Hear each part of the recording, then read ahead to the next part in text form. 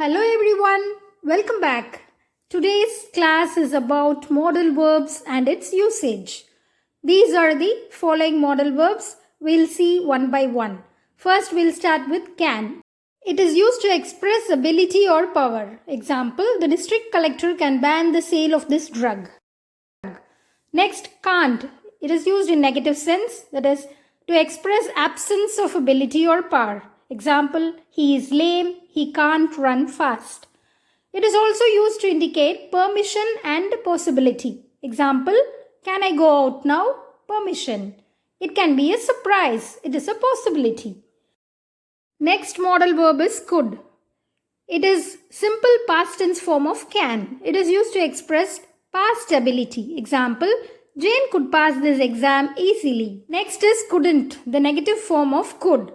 Example, he couldn't pass the examination at the first attempt. We'll move on to may and might. They express a request for permission. Might is more polite. Example, may I come in? Might I use your phone? They are also used to express possibility as well, but more of doubt and uncertainty. Might indicates a greater degree. Example, it may rain tonight. It might rain tonight.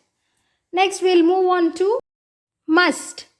It is used for emphasis. It is a positive way of expressing duty. Example, we must love our country. Necessity. We must pay income tax without fail. Advice, he is ill. He must see a doctor. Suggestion, you must give up smoking.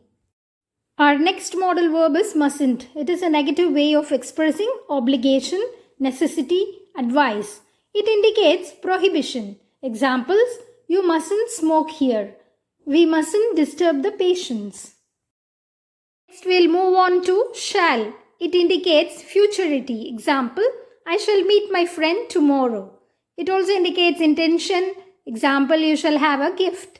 Then suggestion, shall we go for a walk? Our next modal verb is should. It indicates obligation and necessity. Obligation, example, we should fix the venue for the function. Necessity, you should not write on the wall. We'll move on to will. It expresses futurity. Example, he will pass the exam. Request, will you lend me your pen? Prediction, she will have gone by now. Then promise, I will surely accompany you. Next, we'll move on to would. It is more polite than will. It is used to express a wish. Example, I wish you would tell the truth. Request, would you have a cup of tea? Preference, I would rather write than dictate. Then it is used to express a past action. Example, I would swim in the river.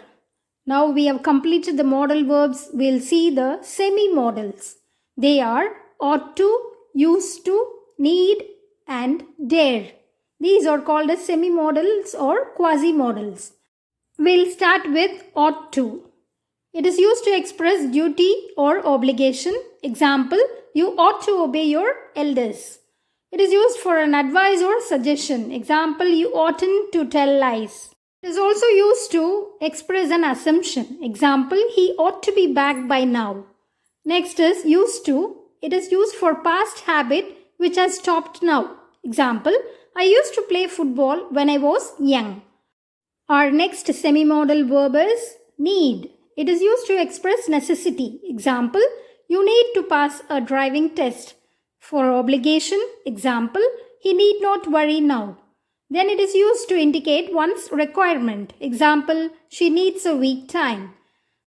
Our last semi-modal verb is dare. It is used in negatives and questions. It is used to express boldness. Example, I don't dare to touch the snake. Second example, how dare you take my notes?